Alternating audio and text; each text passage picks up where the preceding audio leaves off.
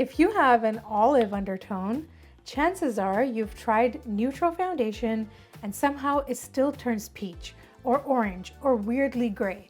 Today, I'm going to show you why that happens and the quick method I use to match olive complexions without wasting money.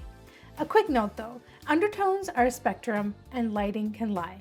I'm not diagnosing anyone through the screen.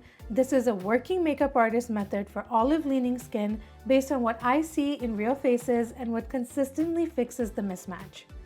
Olive skin usually gets one of the three results even when the depth is correct. Neutral pulls peach or pink, warm pulls orange, and cool tends to pull gray or ashy. If you've experienced any of those, you're not the problem, my friend. Most shade families just aren't built with olive undertones in mind. Here's why neutral often fails olives.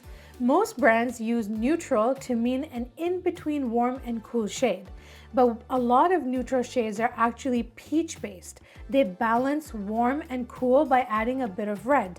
On olive undertones, that can read as peach. That's why a lot of olive-leaning people feel like yellow foundations are too yellow, pink is definitely not it, and neutral still is somehow wrong. Now here's the method I want you to try. It takes 5 minutes and it saves so much guesswork.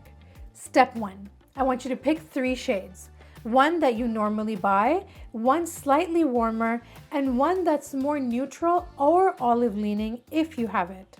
Step 2, you're gonna swatch on the jaw down onto your neck, not your wrist, not your hand. The neck and chest are what need to look cohesive in photos. Number 3, check in natural window light. Bathroom lighting is a liar. Store lighting is also a liar. Step 4, wait 10 minutes. Oxidization can make a perfect shade turn orange. And step 5, choose one that disappears into your neck and into your chest, not the one that matches the redness or the surface tone in your cheeks. Now the good part. What you do next depends on the kind of wrong you're getting. If neutral pulls too peach or too pink, that usually means there's too much rosy tone in the foundation for olive skin. Next step for that would be to look for shades described as olive neutral, golden olive, or foundations that lean less rosy overall. And avoid anything that looks pink beige when you swatch it.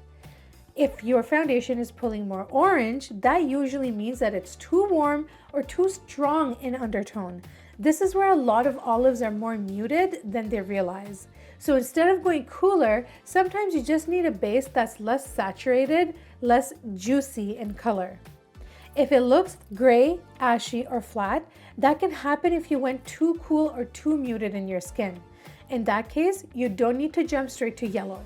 You usually just need something slightly warmer or slightly clearer so you don't look drained. 2 quick olive-friendly tips for blush and lips because this shows up there too.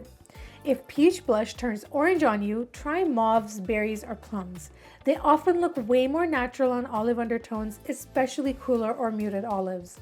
And if nude lipsticks always turn coral or orange, try mauve browns, muted rosy browns instead of peachy nudes. Now, I want you to comment one word so I can make the next video based on what you're actually experiencing.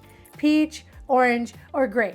And tell me your depth. Is it fair, light, medium, or deep? In the next video, I'll break down cool leaning olive versus warm leaning olive and the muted versus clear spectrum, but in a way that's actually usable and easy to understand. If you felt like foundation labels don't speak your language, welcome. Olive skin is specific, but once you know the signs, it gets much easier. If you like this video and you want more complexion-based content, feel free to like, subscribe, and follow for more.